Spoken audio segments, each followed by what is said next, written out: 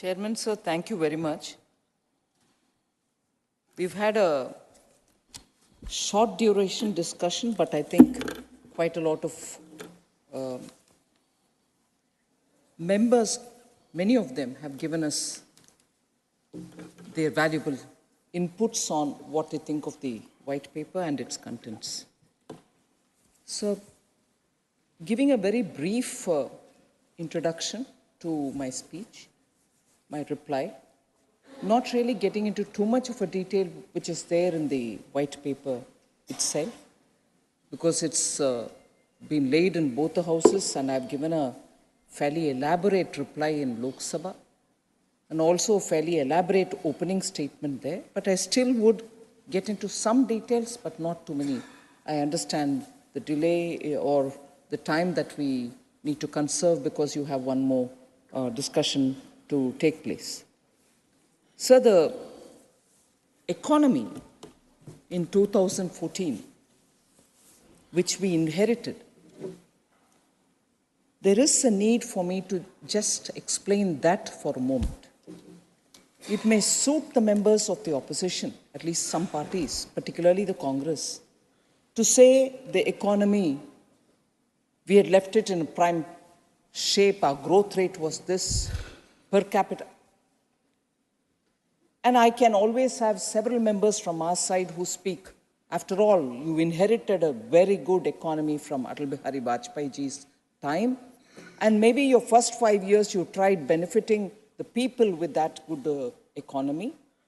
But subsequently, and unfortunately after the global financial crisis, it was thorough mismanagement. All this can be said. Both sides can argue over them, but the fact is these are already sort of well analyzed, well written about, and they are out there in the public. It's not just for me to say it.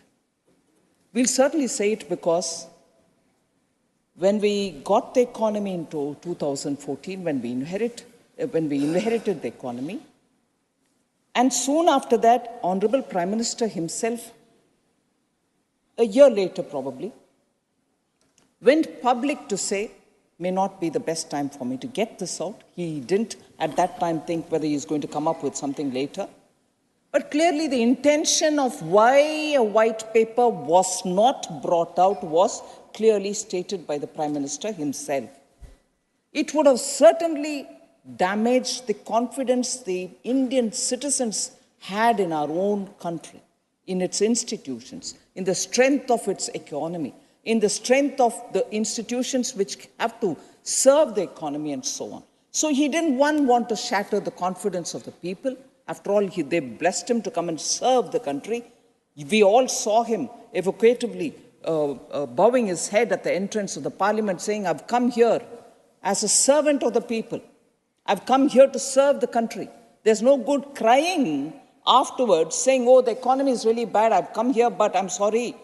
That wouldn't have been in the spirit of the things. So he very clearly said, I'm sorry, there is a lot of suggestion, but I'm not doing it in national interest, because if I put it all threadbare, it will affect the confidence of the institutions, the investors, and the people at large. So that has been explained. Now, why now? Because, as I said earlier, 10 years of toiling to get the economy back on its rail. And again, I'll bring in this parallel. We have operated in the last 10 years on two rails, like a railway rail which moves from one destination to another, on two rails. One, to correct the economy, remove the malpractices which had happened earlier, remove all those instruments which can be used as a weapon for rent seeking. So clear all those archaic laws and rules which have been there, make ease of doing business primary concern, and so on, equally looking at futuristic reforms which were so important. And I'm sure for all the respect that all of us have voiced, and I was glad to hear, across party lines, we had had such a wonderful farewell given to Dr. Manmohan Singh. I'll join in it. But equally, it is important, whether it is post-1991 or after 2004, the 10 years, The promised reforms of the 1991 itself was not complete at that time. Subsequently, when there was an opportunity again between 2004 and 2014, no reforms. It's one thing to continuously tell us, what have you done, what have you done? The two-track approach, which is required for the train to go forward. One, which is going to remove the malpractices impact on the economy, and two, not only carry forward those pending reforms which have been waiting from 91, but also even further to take the economy forward. So that is the track which we laid for ourselves, and there we go. We have reached a stage where the economy can now say, we've reached 5th position, we'll reach the 3rd in the coming years. And that is where I want to compare it. There is a proverb in Tamil, and I'm sure every one of our languages, which is very rich, our languages are so rich in metaphor, rich in idiom, rich in the local context, and so on. In Tamil, there is a proverb, Mullu meda potta thuni madri. Meaning, there is a bunch of thorny bushes, and in that a sari or a cloth falls. How would you extricate that cloth from it? You'll have to remove it from every thorn which is pricking on the cloth. And then to remove the cloth without any damage. How much of a delicate, literally toil will it be? So that the cloth comes out clean, the cloth comes out without getting torn, and then put it on an even keel.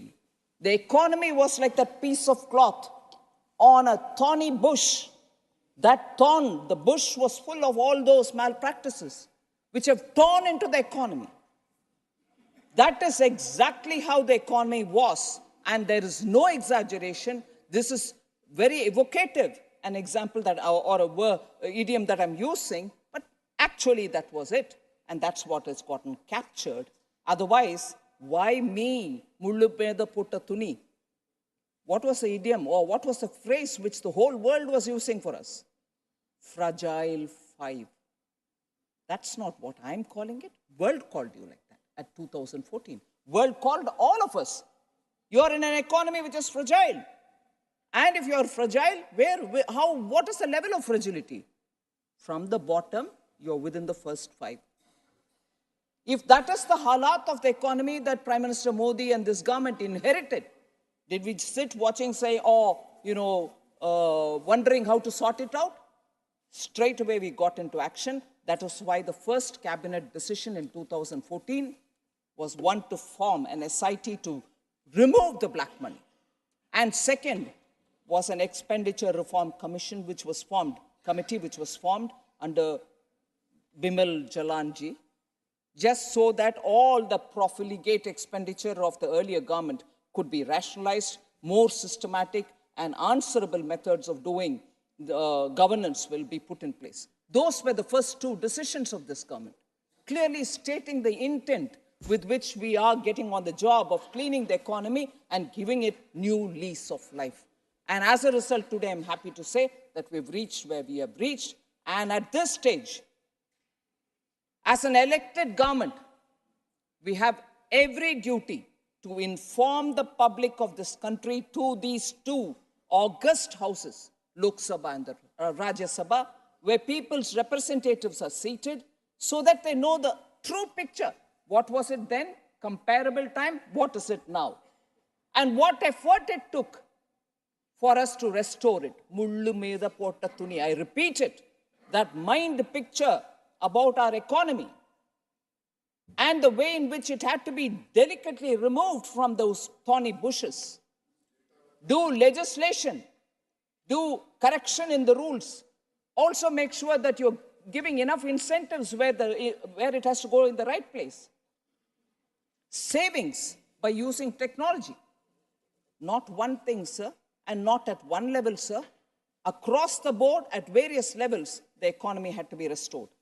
So, today when we are bringing the white paper, it is because, as I said, we have brought the economy to a certain level, and that level gives us the confidence that we are able to now say within the next few years, and that is why Honorable Prime Minister keeps saying, in my 3rd term, surely the economy will reach third rank.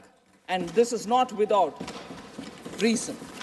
And above all, again, once again, why now? There should be a record for our posterity so that we know what happens when the intent and the governance is not transparent, when the intent is not good, when the transparency is not available in governance, what can happen to the economy, which should never be repeated. We need to have governance clean. We need to have governance which is accountable and not have governance which is through extra-constitutional bodies. So, as I said, in the Lok Sabha, I had spent some time explaining through various items which are part of the white paper, coal scam, how the banks went into a big mess and how that was brought back. I had explained it all. I do not want to spend too much time going into one more or a third more or fourth more in the list of items which we have mentioned in the white paper, but I'm talking about the overall project implementation and the speed with which these schemes were implemented. And that itself is one classic example of everybody was going about their own in the government. And Honorable Dr. Manmohan Singh was not able to get them all together to give that collective synergy. As a result, projects were delayed, project became meaning they were running into excess cost because delay in the projects, and that excess cost already being given, still the projects were not getting completed. Our honorable member from Assam spoke about how Bogibeel Bridge was sanctioned in 1997, if I know right. The member may correct me. It took all these years for it to get completed. Yeah, I'm conscious of that. I'm conscious of that. 10 full years after that, you couldn't correct it. Now, don't point a finger at Vajpayee. We've corrected it now. 10 full years. Vajpayee comment didn't do. You could have done it. So it's all right to go on interrupting to satisfy your bosses.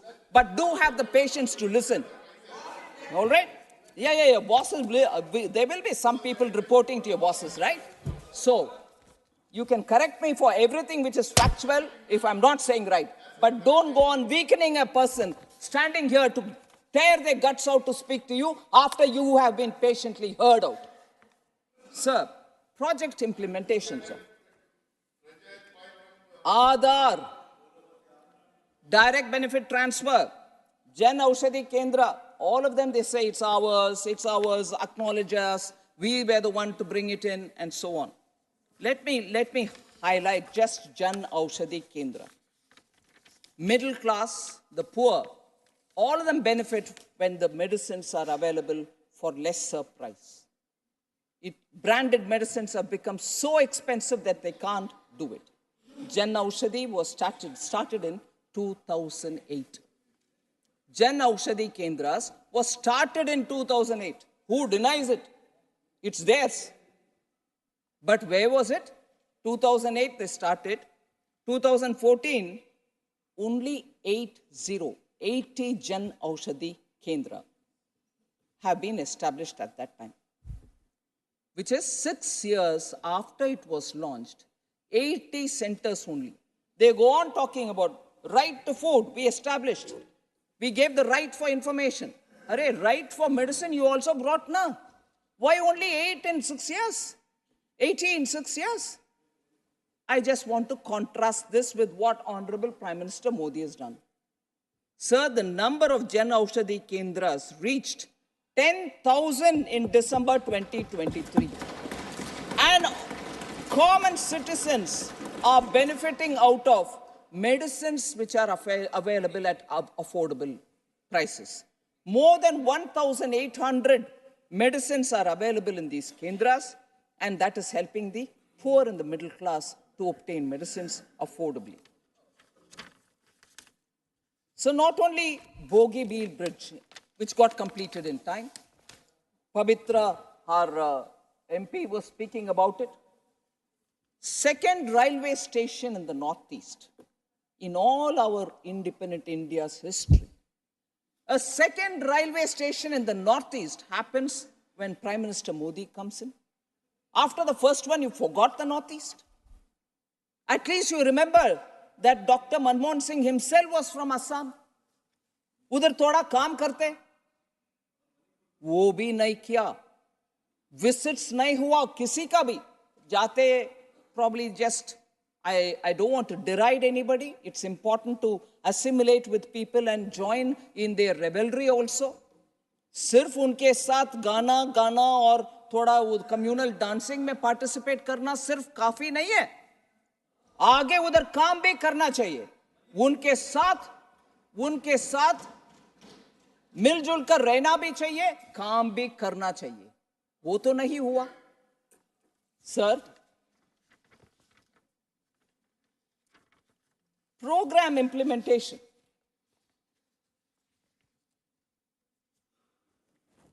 I'd like to state it here. PM Modi personally monitors programs and their progress through the Pragati video conference that he holds with the district level officers also, saying how much progress is happening. If it's not happening, then a minister goes there, also follows it up. 43rd edition of Pragati, 300, up to the 43rd, 348 pending projects have, and their total cost is 17.36 lakh crores, have been reviewed. Progress is happening. Quickly, they're all coming to a conclusion. This kind of an effort never happened earlier. The biggest problem, a person who's so closely associated with infrastructure development, openly said, and I quote him, sir, biggest problem of stalled projects appeared in the last 2-3 years of UPA government. This is a statement which reveals as to when it started showing up, the inefficiency, lack of decision making. In this period, sir, infrastructure projects worth an estimated 18 lakh crores were stalled, whether it is through Environment Ministry at that time or any other ministry through at that time. Projects were stopped. So if this is about projects, sir, the other example of one big example is the Eastern and Western Peripheral Expressway, which was again approved during 2006. And they had more than 6 years to complete it. Never got done. And it was in 2018, after Prime Minister Modi comes in, expressways were completed. Project completion came to a complete halt. So about inflation, repeatedly there are figures thrown at us. Inflation is this, inflation is that. I just want to highlight. Inflation, because Vajpayee's government is also often said, oh, Vajpayee was also there, that government didn't do anything.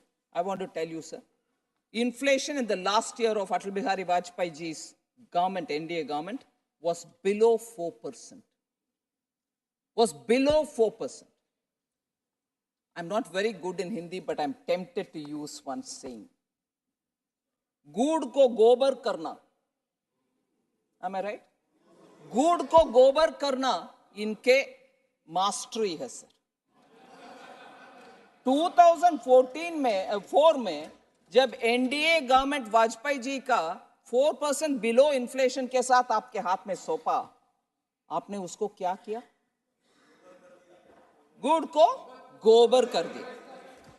Ill-targeted, reckless fiscal policy, ill-targeted subsidies, wasteful expenditure, all done for political gains. End of the day, they also had their turn of inflation. Targeting inflation is just not trying to contain inflation, but supply side measures also should be done simultaneously so that lack of enough supplies will jack up price. You should contain that also. Now we have a group of ministers which are monitoring every week what is the supply of tur dal, how much of potatoes are in the market, onions will have to be imported, we'll import it. So inflation management also involves supply side management. They had suffered from twin deficits, sir. In 2013, 4.9% fiscal deficit and 4.8% current account deficit. So they continuously lived with this. The priority was not that. And I'm not saying all this. The most respected Dr. Manmohan Singh in 2013 in AICC session in Jaipur said handling inflation is a shortcoming of the UPA government. Dr. Manmohan Singh, not anywhere else, in AICC session, not anywhere in some corner of the country, in Jaipur, says handling inflation is a shortcoming of the UPA government.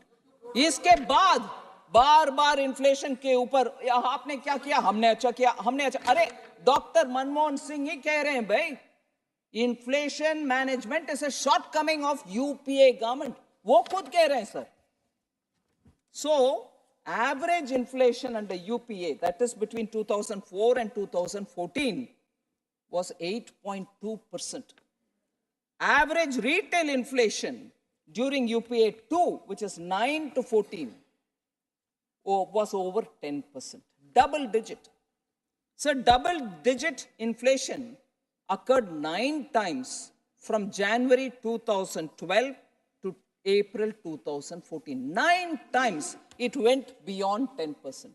So inflation management के ऊपर हमें ज्ञान देते रहते हैं. So the economic pain which the poor people had to face, please introspect before you accuse us. What are we doing, sir, to contain inflation? Strengthening buffer stock, making sure key food items are kept in the buffer and released to the market every now and then, open market operations, as easing out on imports, whether of pulses or oil, edible oil. And somebody did refer to Bharat Atta, Bharat Dal. Yes, we had to make sure that wholesale we purchase, pack them in containers or bags which are saleable in Mother Dairy or NAFED or some Markfed kind of institutions. Therefore, when we did this, Bharat Atta, 27 rupees 50 paise per kg, already we have sold 2.37 lakh metric tons as of 28 January 2024, which means the subsidized, easily available atta now is available for the common man in different places, and they notice it and they bought and benefited from it. We have taken measures, and as a result, subsidized Bharat Dal, 60 rupees per kg bags and 55 rupees per kg if it is 30 kg bag. 2.97 lakh metric tons as of 31st January has already been sold, meaning poor people have already taken it from these various outlets. Onions are available at 25 rupees per kg, sir. And for that, 3.96 lakh metric tons have been already sold by 3rd February 2024. Only recently have we started Bharat rice being sold at 29 rupees per kg. So I think even in the question hour, sir, I've gone into detail about how inflation has been managed. I don't want to elaborate on it. Much has been said also in the white paper. Sir, there are just one other thing. Very senior member, respected K.C. Venugopalji had raised a lot of issues. I just want to highlight the few information, which also some other people talked about government jobs. So I want to highlight the unemployment rate for graduates has declined from 17.2% in 2017-18 to 13.4% in 22-23. Unemployment rates for overall for everybody declining from 5.8% in 2018 to 2019. Now it's come down to 3.2%, 22-23. So it's coming down. The PLI scheme also witnessed over 1.07 lakh crore of investment, leading to production of 8.7 lakh crores.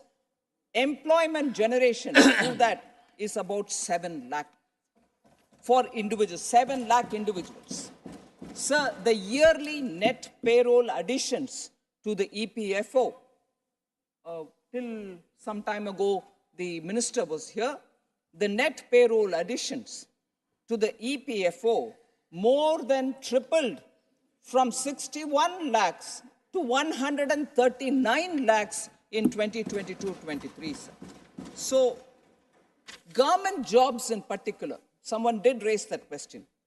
As many as 8,82,191 central government vacancies have been filled up. I think it was Tiruchi Shivaji, he's not here now, have been filled up in the last 9 years as compared to just 6 lakhs which was filled up during 2004 to 13. Regional recruitment boards gave government jobs of 4,30,592 youths between 2014 and 2023. Government launched the Rozgar Mela in October 22, as a result of which today 6.32 lakh people have already got the appointment letters in their hand. 10 lakh central government jobs are being given through that. Sir, whenever we talk of inflation, there is this comparison, our period, your period. I have already sort of established that. One important fact, sir, despite collapse in crude oil prices, in the second half of financial year 9, financial year 10, full year, and financial year 11, the inflation was running in double digits, which is what I said. Crude oil prices were coming down, but that benefit was not being passed on to the common public. That's their policy. What is Prime Minister Modi's policy, sir? When crude oil prices were at one level, when they started coming down, twice, once before Deepavali, 2022, and 21 and 22 again, we reduced the prices of excise. As a result, the pump price of fuel came down. So the passing on to the common citizens is a very important criteria which UPA never followed. So specifically, questions about ED is being used, weaponized, CBI is being weaponized. I want to remind, there are several instances, but one instance of how CBI was misused against an honest officer, SBI chairman R.K. Talwar was an honest person who was heading the bank, but because he refused to give loan to one of their favorites, recommended by the first family, CBI went to his house. He was compelled to resign from the post of chairman, and that is weaponizing. That was weaponizing CBI, nothing else. Here, when we've given independence to ED, and they go searching, and the accusation is, oh, they do it only with opposition leaders. I want to say, first of all, whether through CBI or ED, where the money laundering element comes, they want the money laundering to happen so that through the back door they can benefit out of it. So ED and CBI did not follow on PMLA cases because that was important for them. That operation should keep going on. If it is stopped using PMLA, money will not come to them in the form of kickbacks. So ED was made to remain dormant. CBI did not pursue PMLA cases, and data proves it. During their time, sir, number of prosecution complaints filed were just 102 by ED. Whereas when we have given them independence to contain black money, contain money laundering, the number of cases now filed are 1,200. And number of restitutions, amount that is restituted, which is taken away from the wrongdoer and given to banks or institutions like that, during their time was nil. They did not restitute even 1 rupee from the wrongdoer to the bank or to anybody else, whereas actual restitution during our period is 16,333.02 crores they've come back to the bank. Similarly, red corner notice, extradition, none of that has been done during their time. Everything is nil, nil, nil, nil. Whereas what we have done is to issue red corner notice on 24 people, and orders have already been passed to extradite Vijay Mallya, Nirav Modi, and Sanjay Bhandari, all of whom benefited through loans during their period. Their period, they gave loans.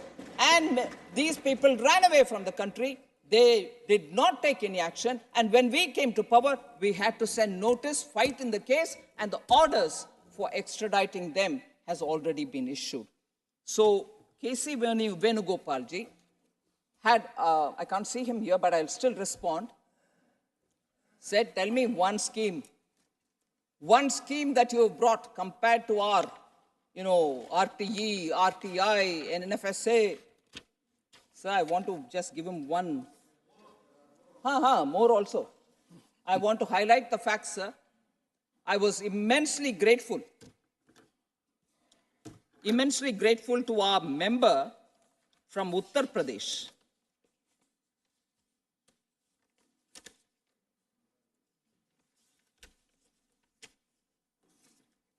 I'm immensely grateful to our member from Uttar Pradesh, Rajya. He spoke, sir, to tell you what exactly is the mindset. He's a policeman. Oh, is he? He's a former DGP. Oh, I better be careful then. But still, he spoke total truth. And I'm not... No, what I meant was DGPs have expertise on account of their training to know the mindset. Sir, he actually nailed the point so effectively. If we start looking at governance only from the point of view of entitlement and not empowerment, you can always quote saying right to food, right to education. It's all right. You did it very well. I appreciate that. But how many who have bought? Again, tell me in the name of right to something, right to something. Vrajlalji actually highlighted where that empowerment should have happened, and it has happened under Modi. It has not happened earlier. What are they? For example, he recited from 1947 how a Dalit leader went to the then Pakistan, and then Pakistan, meaning the East and West Pakistan, was made law minister, came back and realized this whole farce of, Dalits don't get empowered can be dispelled. And to dispel it, you need a leader like Prime Minister Modi. 47 till today, that approach of empowering Dalits has not happened. Empowering tribals hadn't happened. I'm giving that example based on also what Vrajlalji highlighted. Dalit, tribal, 5 of the sacred sites of Dr. Ambedkar have been bought and established and flourishing under Prime Minister Modi's time. They could contribute to Dr. B.R. Ambedkar only in one way. They feared people who would overshadow the first family, whether it is Dr. B.R. Ambedkar or farmer leader Charan Singh ji or Shama Prasad Mukherjee ji. They make sure that such leaders, Karpuri Thakur ji, they make sure that leaders who they perceive as being a threat to the first family, they undermine. They make them lose in elections. They come to insignificance. And when somebody else gives them the recognition, gives them the due honor, we cannot digest it. That's the story, sir. I'm thankful to our member, Vrajlalji, to have brought that point back. Tribal leader today, a woman leader from Orissa, is occupying the highest position as President of India. And that is because Prime Minister Modi has given them. And Birsa Munda ji, who's Bhagwan for tribals, that day has been declared as a day for Samman of all the tribals. Why couldn't they do it during the time? No, they were believing only to keep them as vote banks. I'm giving you a few crumbs, you remain there, but give me vote. That's the story. Prime Minister Modi doesn't believe in that. He believes in empowering them, honoring them. And that is the similar treatment and recognition which was given to the Shahbzades, the two young children of the Guru. Don't keep them under your thumb because you want their votes by throwing some few crumbs. No, that is the approach with which we've gone. And therefore, asking us, tell me what that one signature project that you've got, we brought right to education, right to farmers and everything else. But even when doing that, the so-called Right to Food Act, even when doing that, they do one thing here. Internationally, they do things to undermine that thing here. If you're giving us right to food, how did you go to Bali in 2013 and give away the right for doing MSP-based procurement from farmers, keeping a buffer stock, releasing that through PDS? You gave it all away by signing the Bali Declaration in Indonesia in 2013. And here you're coming and telling us we've given right to food? From 2017, sir, if only that agreement and Bali Declaration were to be implemented, we wouldn't be able to procure 1 grain of rice from the farmers today. We wouldn't be able to have a ration shop today. We couldn't have given food grains from our buffer stock for the poor today. So one side you come and do a right to a food, on the other, in the international platform, you go and sell away India's right to protect its farmers and protect its poor. So this is the hypocrisy. And therefore, if you're going to ask me, what is the signature contribution? At least we have honestly made sure the poor get free food grains. They get houses, they get water in their houses, they get electricity, they get cooking gas. All this under Prime Minister Modi. So, sir, I don't want to further take more time. There are just one important issue on the not so glamorous side of reform. Because most of us look at a glamorous side. There are some work which have been done, which has resulted in good amount being saved. Otherwise, pilferages happened. And because of pilferages, the government was short of revenue. Now that we save it, we are able to do more projects for the poor. So we introduced, I did say that the expenditure reforms committee was formed, and as a result, the budget cycle also was changed. State governments, because we presented budget at the end of February, state governments which used to present their budget in the month of February would not have the details of the centre's budget details. And as a result, they were presenting budgets on the, because we were presenting our budget in the end of February, they were just presenting something and trying to readjust. That got corrected because budgets were started being presented on 1st February. States now are able to get an idea of what is coming to them and plan for themselves. That is one. Second, plan, non-plan expenditure. By keeping that difference, you're constantly playing with discretionary allotments, which is what the Planning Commission earlier did with all the state governments. Such distinction is not even appropriate, as non-plan expenditures include maintenance of defense systems, social security, and pensions and insurance and so on, even the subsidy for poor. So we have shifted the focus to holistic allocation with bifurcation on revenue and capital expenditure. So these changes have resulted in states feeling a lot more empowered to plan their budget. Also, sir, Treasury single account. That's a system that we brought in, which influences how money goes to states for their schemes just in time. As resources are borrowed to finance the government's developmental agenda, the just-in-time release helps in saving interest costs and fostering transparency. Let me clearly say here, sir, Treasury single account system, which we brought, has given an estimated savings of 10,000 crores, and that is being used for bigger schemes and giving poor in return. The single nodal system, another reform, unglamorous, which we brought in, has given an estimated savings of 10,592 crores. Again, all these are going for Garib Kalyan.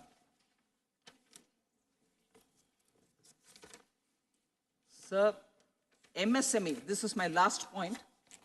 MSME, after demonetization, all MSMEs have got wiped out. K.C. Venugopalji was feeling very concerned. All of us feel concerned about MSME. And he said because of that went away, all MSMEs are struggling, many died. But I want to say here, sir, as on 4th December 2023, as per the Udyam registration portal, the total number of MSMEs registered in the country are 3.16 crores, including informal micro enterprises, which are in the Assist platform. Again, early January, as per the Udyam registration portal, the total number of women-owned MSMEs was 1.17 crores. So MSMEs are getting registered even newly. Export of MSMEs in all India exports during the year 22-23 was 44%. Do you think it will happen in 22-23 if post-demonetization all MSMEs got wiped away?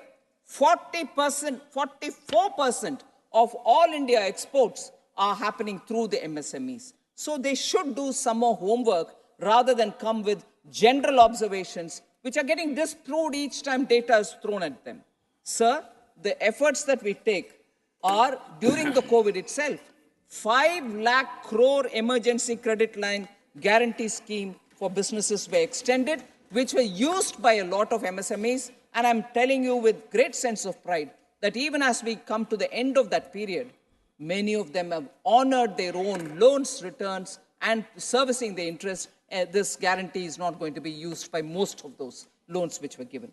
50,000 crore equity infusion through MSME Self-Reliant India Fund has happened. We've done that for MSMEs. No global tenders in this country for procurement can happen up to 200 crores. They have to be reserved for MSMEs. No global tenders. Similarly, sir, launching an online portal, Champions, in June 2020 to cover many aspects of e-governance so that they can be made easy. Inclusion. When we think of MSMEs, we think of only manufacturing. But what we've done is also to bring in small traders onto this. Retail and wholesale traders are also now recognized as MSMEs. They can get all the benefit.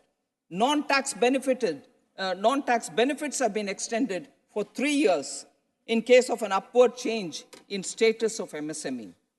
Rollout of racing and accelerating MSME performance program with an outlay of 6,000 crores over 5 years.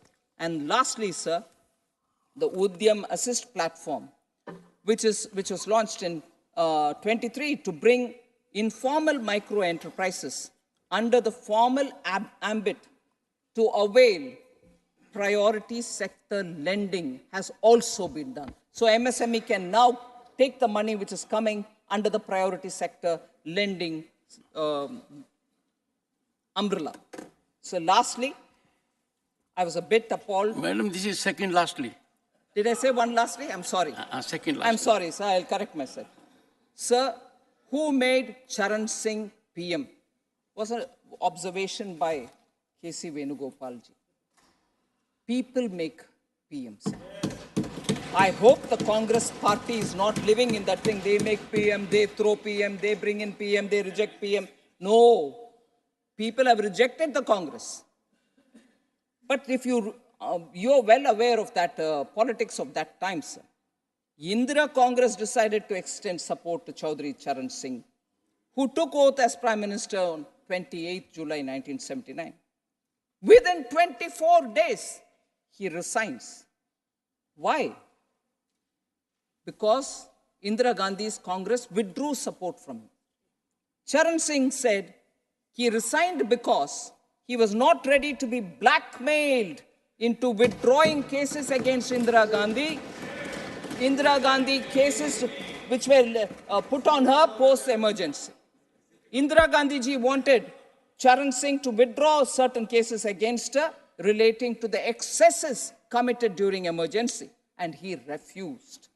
Charan Singh ji said while resigning, and I quote, "The country would not have forgiven us if we had, for the sake of remaining in office, agreed to withdraw prosecutions against persons responsible for atrocities during emergency." Unquote. That's the honor with which that person left from there. Chaudhry Charan Singh ji had to leave because he didn't think he should yield to that blackmail.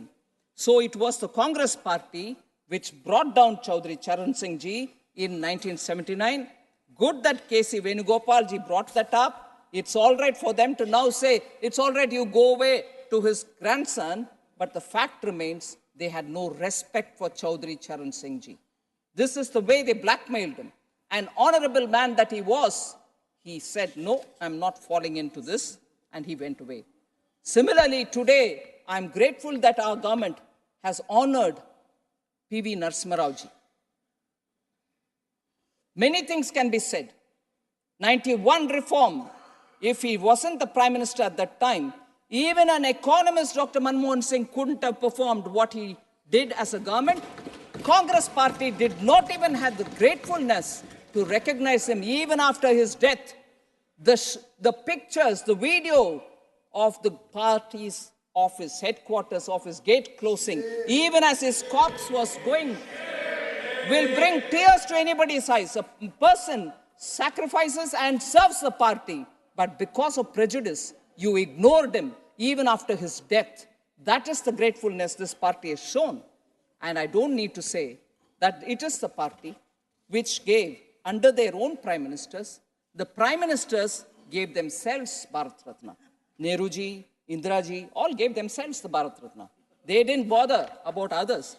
And they certainly didn't bother about Dr. B.R. Ambedkar, who they constantly kept defeating in political fields. They didn't give the Bharat Ratna to him.